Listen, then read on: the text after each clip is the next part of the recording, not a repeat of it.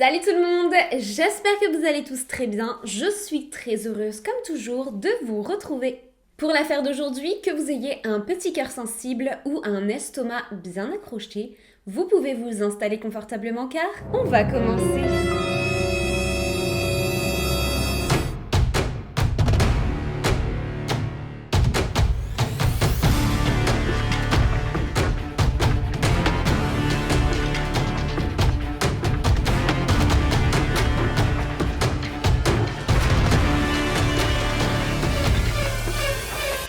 Christine Marie Paolilla est née le 31 mars 1986 à Long Island, dans l'État de New York, aux États-Unis. Elle vient au monde dans un foyer rempli d'amour. Sa mère, Laurie, est femme au foyer, tandis que son père, Charles, est agent de construction. Christine a un grand frère dont elle est extrêmement proche. Mais malheureusement, la famille sera déchirée en 1989 lorsque le père de famille perdra la vie durant un accident au travail. La famille Paolilla sera alors complètement dévastée et notamment Laurie, la mère de famille, qui commencera alors à abuser de certaines drogues et substances illégales. Elle se fera finalement retirer la garde de ses enfants après de nombreux débordements et ces derniers seront confiés à leurs grands-parents maternels, ses parents donc. Christine est extrêmement heureuse et s'épanouit aux côtés de ses grands-parents. Mais vers l'âge de 5 ans, ces derniers réalisent que Christine perd énormément de cheveux de manière vraiment très anormale et décide alors de consulter un médecin. Elle sera alors diagnostiquée comme souffrant d'alopécie. L'alopécie est une maladie auto-immune qui se reconnaît notamment par la perte de cheveux et des poils du corps au complet, laissant alors la peau complètement nue. Cette même année, elle finira par perdre presque l'entièreté de ses cheveux, de ses sourcils et de ses cils. Je tiens à vous rappeler qu'à ce moment-là, Christine n'avait que 5 ans. Elle venait à peine d'entrer à l'école et on sait très bien comment les enfants peuvent être à l'égard d'autres enfants, pouvant présenter la moindre différence. Les grands-parents de Christine, voyant que cette dernière est totalement dévastée par son aspect physique, décident alors de lui acheter des perruques pour faire en sorte qu'elle puisse retrouver un petit côté de féminité et se sentir moins différente des autres enfants de son âge. Mais en plus de cette maladie qui est déjà très compliquée au quotidien pour elle, elle souffre aussi de problèmes de vue très importants. Elle porte donc des lunettes au verre extrêmement épais et ses camarades de classe se feront un plaisir de se moquer d'elle à cause de cela.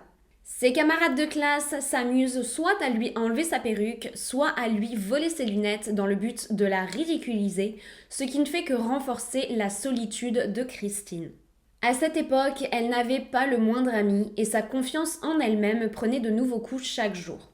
Au tout début de son adolescence, elle retourne vivre chez sa mère, qui est entre-temps devenue sobre et s'est remariée à un homme du nom de Tom Dick.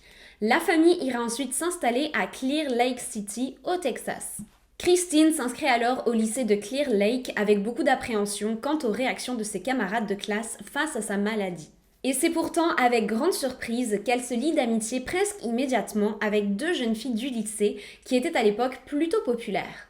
Ces deux jeunes filles se trouvent être Rachel Coloroutis, une adolescente pleine de joie de vivre, toujours souriante, une artiste passionnée de dessin ayant pour but de plus tard intégrer l'armée de l'air américaine. Ainsi que Tiffany Rowell, une jolie brunette, polie et aimée de toutes les personnes qui avaient un jour croisé son chemin. Les adolescentes avaient 1 an de plus que Christine, mais décidèrent tout de même de la prendre sous leur aile. Laurie se souvient que sa fille et ses deux nouvelles copines passaient absolument tout leur temps libre ensemble. Et d'après elle, lorsque les 3 jeunes filles étaient dans la même pièce, Christine rayonnait. Elle débordait de joie et passait son temps à rire. Rachel et Tiffany avaient bien réalisé que leur amie était très mal dans sa peau. Elles souhaitaient donc pouvoir lui redonner une estime d'elle-même en la relooquant, à commencer par ses cheveux. Elles emmenèrent donc Christine faire du shopping pour se trouver une nouvelle perruque qui correspondait un peu mieux à sa personnalité et à son style. Suite à cela, elles lui feront prendre l'habitude de porter des verres de contact pour qu'elle puisse enfin se débarrasser de ses lunettes qu'elle détestait tant. Et la dernière étape du relooking sera de l'emmener faire du shopping pour qu'elle puisse renouveler sa garde-robe. Christine reprend alors confiance en elle et se sent bien dans sa peau pour la première fois de sa vie. En 2003, elle gagne même l'élection de Miss Irrésistible dans son lycée, ce qui fut l'un de ses meilleurs souvenirs. Ayant enfin pris assez d'assurance pour cela, la même année, elle entamera sa première relation amoureuse avec un garçon. Christopher Lee Snyder est un jeune homme de 21 ans, connu pour être un bad boy. Le jeune homme consommait assez régulièrement de la drogue et n'était pas inconnu au service de police de la région. Même s'il n'avait jamais commis de crime, il avait été à de nombreuses reprises dans de très mauvaises situations. Ce qui est l'opposé absolu de Christine, qui de son côté est une jeune fille très calme, très polie, qui n'a jamais touché à la drogue ou encore même à l'alcool. Cette relation étonne donc énormément ses proches, à commencer par ses deux meilleures amies.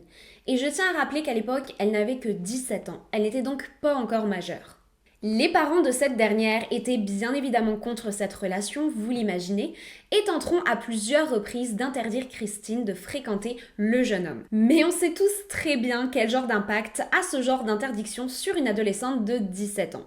Ça lui donne juste encore plus envie de passer du temps avec son petit ami. Le couple continuera de se fréquenter et Chris introduira Christine aux drogues. Elle commencera alors à en consommer de plus en plus régulièrement avec lui. Après quelques mois de relation entre les deux, Christine commence à s'éloigner de plus en plus de ses amis et de sa famille. Elle se renferme alors énormément sur elle-même et la jeune fille pétillante qu'elle avait été un jour semble disparaître un petit peu plus chaque jour. Laurie était très inquiète pour sa fille et essaye par tous les moyens de lui faire reprendre contact avec Rachel et Tiffany car ces deux dernières avaient une très bonne influence sur elle. Mais malheureusement, rien n'y fait. Le couple se disputait sans arrêt. Personne n'a jamais pu prouver si Chris était violent envers Christine, mais ce qui est certain, c'est que ces nombreuses disputes avaient un impact très négatif sur le moral de cette dernière. Elle devient alors de plus en plus instable. Et justement, après une dispute très mouvementée, cette dernière se fait mettre à la porte de chez Chris. Elle passe alors la nuit devant la maison qu'il partage avec ses parents et hurle un nombre incalculable de menaces en insistant notamment sur le fait qu'elle allait le tuer, lui ainsi que toute sa famille, s'il ne lui ouvrait pas la porte. Elle était devenue extrêmement jalouse et manipulatrice et passait son temps à espionner son petit ami, que ce soit au lycée ou même chez lui en l'espionnant par la fenêtre. À ce moment, la jeune adolescente pleine de joie de vivre qu'elle était n'existe plus du tout. Tiffany Rowell commence à fréquenter Marcus Presella, un garçon de son âge qui consomme lui aussi de la drogue. Ça n'a pas l'air important comme ça, mais ça va l'être. Et justement, le 18 juillet 2003, Christopher et Christine se rendent chez Tiffany, où se trouve aussi son petit ami Marcus, Rachel et le cousin de Marcus qui se nomme Adalbert Sanchez. Les adolescents avaient prévu de se retrouver pour passer une partie de l'après-midi à traîner devant la télé en mangeant des cochonneries, en fumant et pourquoi pas en utilisant une partie de la drogue que Marcus avait ramenée pour l'occasion. Cependant, Christine et Christopher n'avaient pas pour plan de passer l'après-midi avec leurs amis, mais se rendaient tout simplement sur place pour voler la drogue de Marcus, pour en profiter juste tous les deux. C'est à ce moment-là que les choses prendront une tournure assez sombre. Quelques minutes seulement après l'arrivée de Christine et de son petit ami chez Tiffany, une dispute énorme éclate entre eux et le reste du groupe, et très rapidement, des coups de feu seront tirés. Ce seront Tiffany, Marcus, Rachel et Adalbert qui se feront tirer dessus à plusieurs reprises. Quelques secondes plus tard, Rachel, qui est alors allongée sur le sol en train de se vider de son sang après s'être pris une balle dans l'entrejambe, tente dans un dernier effort d'appeler les urgences. Elle est alors capable de ramper jusqu'à son téléphone portable et de composer le 9, qui se trouve être le premier chiffre du 911, qui est le numéro d'urgence aux États-Unis. Elle n'ira malheureusement pas plus loin, car Christine, qui voit la scène, lui tire alors une balle en pleine tête. Rachel succombe alors de ses blessures immédiatement, le téléphone toujours entre les mains. Tiffany avait elle aussi reçu une balle dans l'entrejambe. Son petit ami Marcus s'était fait tirer une balle en pleine tête et était mort sur le coup. L'ironie dans tout ça est que Adalbert venait tout juste d'emménager à Clear Lake après avoir fui la violence du quartier où il vivait précédemment. Cela faisait moins d'une semaine qu'il était arrivé à Clear Lake et ne cessait de répéter à tout le monde à quel point la ville était beaucoup plus sécuritaire que l'endroit où il vivait précédemment. Tristement, il perdra lui aussi la vie ce fameux soir de juillet 2003 aux côtés de son cousin et des deux jeunes filles. Christopher et Christine commencent alors à préparer leur alibi et font exprès de laisser certaines traces derrière eux qui pourraient laisser penser qu'il s'agissait d'un trafic de drogue ayant mal tourné. Marcus avait déjà vendu de la drogue à plusieurs reprises et s'était même déjà fait prendre à cause de cela. Ceci était donc pour eux l'alibi parfait. Ils s'enfuiront ensuite avec la drogue, laissant derrière eux les 4 corps dans la maison complètement vide. Après être rapidement repassés chez Christopher pour déposer la drogue et se nettoyer du sang qui avait séché sur leurs vêtements, ce dernier déposa Christine à son travail chez Walgreens où elle travaillait en tant que représentante de maquillage. La police est très vite appelée sur la scène de crime et malgré une inspection complète de la maison, aucun indice sur l'identité du tueur ne sera découvert. Il questionne alors tous les témoins possibles, à commencer par les voisins de Tiffany, qui peut-être auraient vu ou entendu quelque chose. L'un d'entre eux se souvient justement avoir vu le groupe d'adolescents entrer chez Tiffany ce jour-là, mais se rappelle néanmoins qu'il avait vu plus d'adolescents qu'il n'y avait eu de victimes. Il se souvient aussi avoir vu 2 des adolescents sortir un peu plus tard de la maison. L'un d'entre eux était un homme, l'autre était une femme, mais tous 2 étaient habillés de la tête aux pieds de noir. Le seul détail qui l'avait frappé et dont il se souvenait était que la femme portait ce jour-là un bandana sur la tête. Aucun doute pour la police, ils recherchent donc pas un mais 2 adolescents et ces derniers étaient très probablement proches des victimes. Et c'est d'ailleurs l'arme du crime qui sera retrouvée sur place ainsi que des balles provenant apparemment de 2 revolvers différents qui leur confirma justement qu'ils étaient bel et bien sur la trace de 2 tueurs. Après des mois et des mois de recherche, les policiers n'ont toujours pas la moindre piste, ni le moindre motif pouvant les conduire dans une direction particulière. D'autant plus que ces 4 jeunes étaient bien connus de la communauté et étaient connus justement pour être des adolescents très calmes, très polis, sans le moindre problème. Les policiers commencent alors à croire qu'ils ne résoudront jamais ce crime. Pendant ce temps, Christine et Christopher continuent de vivre au grand jour leur relation plus que tumultueuse, et ce jusqu'au début de l'année 2004, lorsque Christopher se fait arrêter pour avoir volé une voiture. À ce moment-là, le couple prend un coup, et les parents de Christine profiteront justement de cet éloignement entre les deux pour envoyer leur fille en cure de désintoxication. Ils sont persuadés que cela lui permettra de revenir sur le droit chemin, mais malheureusement, ce n'est pas vraiment ça qu'il se passera. Durant son temps en désintoxication, Christine fait la rencontre d'un jeune homme, Justin Roth, qui est un accro à l'héroïne et avec qui elle se mettra très rapidement en couple. Quelques mois plus tard, le couple se marie et emménage ensemble dans un appartement que Christine sera capable de payer grâce à l'héritage laissé par son père après son décès. Le couple entretient une relation terriblement nocive et s'enferme dans cet appartement, se contentant de vivre d'héroïne et de cocaïne.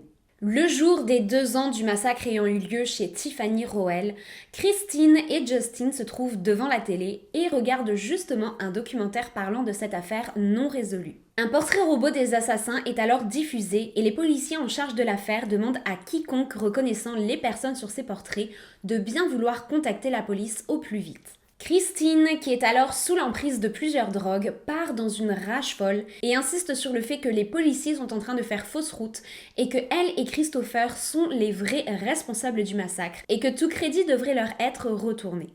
Justin est impressionné par cette révélation, mais étant lui aussi déconnecté de la réalité avec toutes les substances différentes se trouvant à ce moment-là dans son corps, il ne réagit pas plus que cela.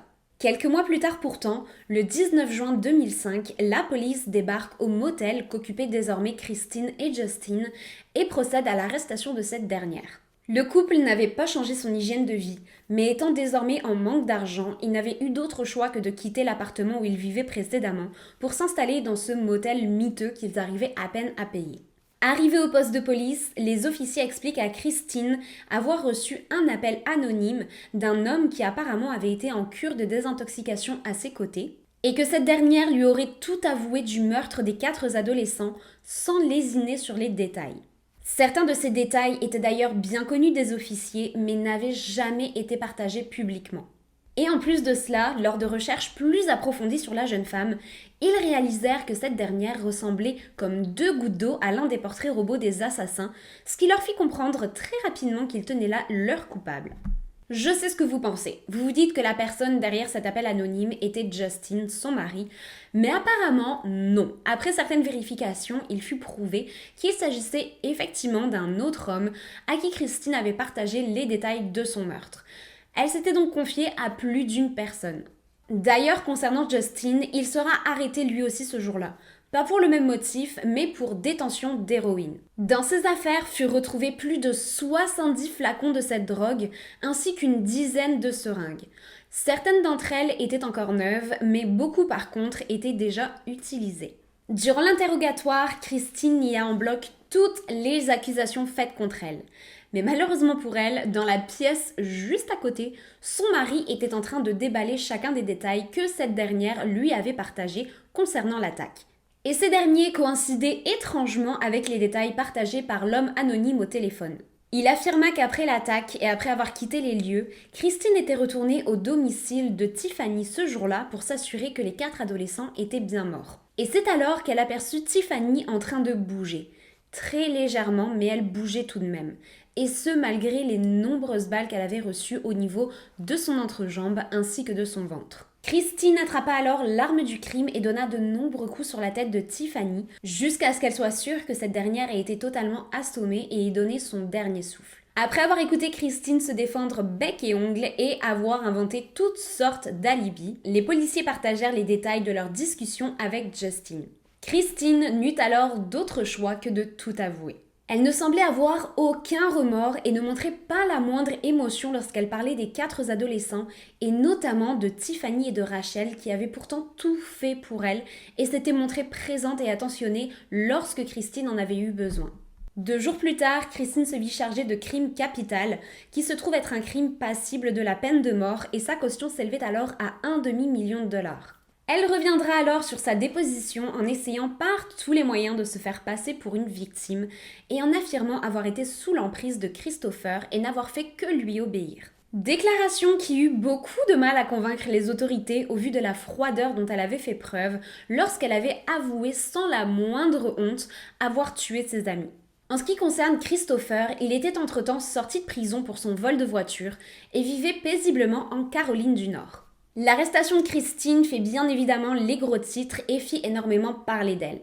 Mais ce qui attirait réellement l'œil du public se trouvait être son partenaire de crime, Christopher Snyder, qui n'avait toujours pas été appréhendé et était vivement recherché de tous les services de police.